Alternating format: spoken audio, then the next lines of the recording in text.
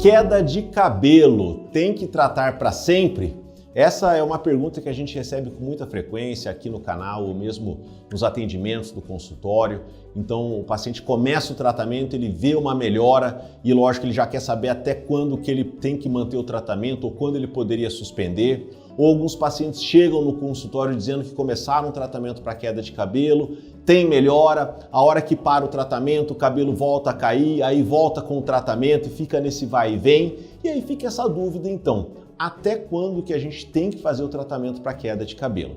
Bom, mas antes de responder essa pergunta, queria lembrar que o nosso canal fala de dermatologia, em especial de tratamentos capilares, então se você se interessa nesses assuntos, não deixe de se inscrever. Toda semana a gente tem conteúdo novo aqui no canal e se você gostar do nosso conteúdo, aperte o botão de curtir porque isso nos ajuda a chegar a muito mais pessoas. Bom, pessoal, o primeiro ponto que a gente tem que avaliar para responder essa pergunta é: qual a causa da queda de cabelo? Isso eu falo praticamente em todo o vídeo e hoje não vai ser diferente. Por quê? Dependendo da causa, o tratamento, a evolução e o acompanhamento vão ser totalmente diferentes.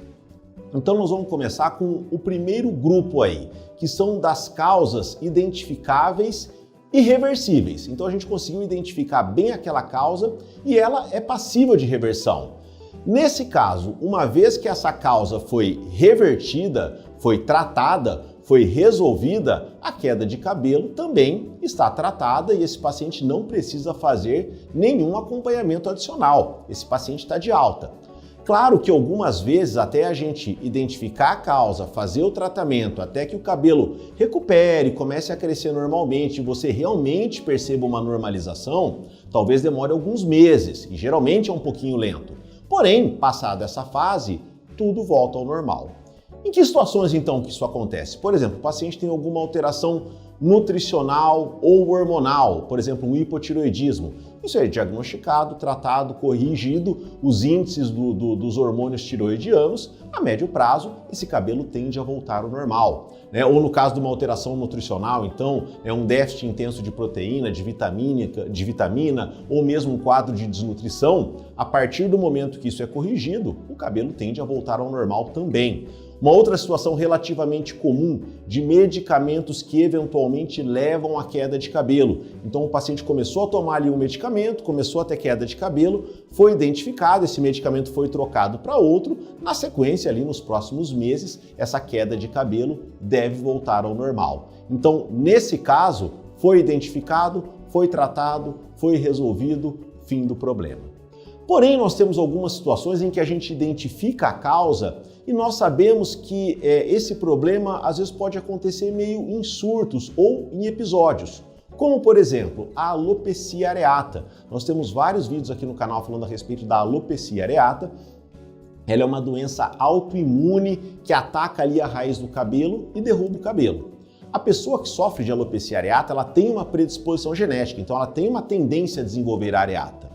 Porém, a areata ela não acontece de forma contínua na maioria dos pacientes. Muitas vezes ela vem em episódios. Então a pessoa tem uma crise que aparecem algumas falhas. Às vezes essas falhas melhoram espontaneamente. Às vezes a gente tem que fazer o tratamento, mas na maioria dos casos, 70% dos pacientes tem uma repilação, ou seja, um crescimento dos fios dentro de 6 meses a 1 ano de tratamento. E depois que a gente atinge então a melhora, teoricamente, esse paciente também está de alta. Não há necessidade e nem existe, na verdade, um tratamento preventivo. Esse paciente talvez nunca mais tenha areata na vida dele, ou talvez ele volte a ter depois de alguns meses, depois de alguns anos. É um pouco imprevisível e caso ele volte a ter, ele volta a ser tratado.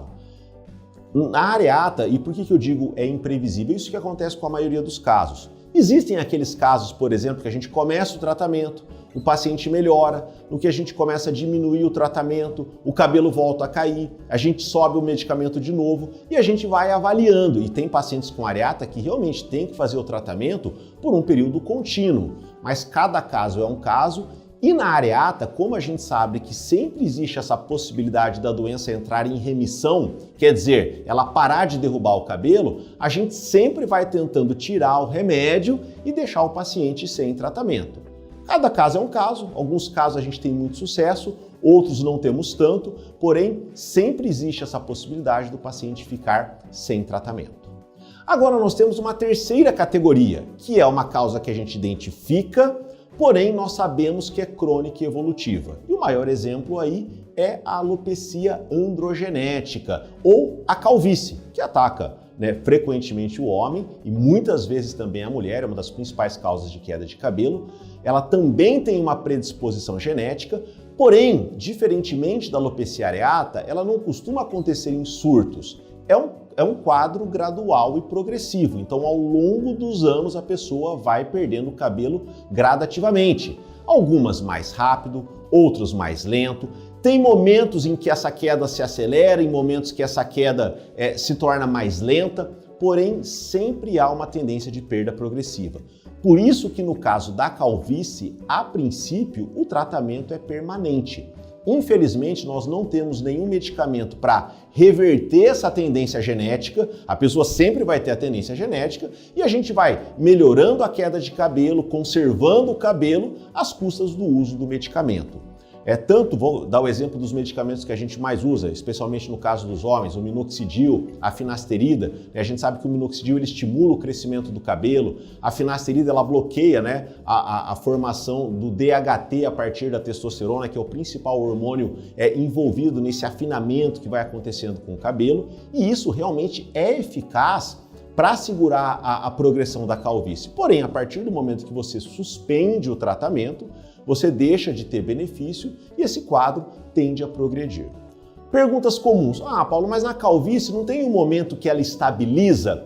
Depende do caso. E realmente tem alguns pacientes que tendem a ter uma estabilização, porém, muito mais do que estabilizar completamente, em alguns momentos, o paciente começa a perder muito devagar. Isso eu estou dizendo sem o tratamento. E realmente nessas fases a gente poderia até praticamente dizer que houve uma estabilização. Qual que é o problema? É muito difícil a gente dizer quando que isso vai acontecer e se de fato isso vai acontecer. Muitos pacientes vão perdendo cabelo progressivamente até chegar num quadro de uma calvície mais extensa. Então, nessa situação é importante que você entenda, se você sofre de calvície, a princípio o seu tratamento é permanente. Claro que se depois de um determinado tempo você não estiver mais tão interessado em tratar, não estiver mais tão preocupado com o cabelo, ou até quiser arriscar diminuir ou suspender o tratamento para ver como o seu cabelo vai se comportar, ok, é até possível, mas é importante que você entenda os riscos.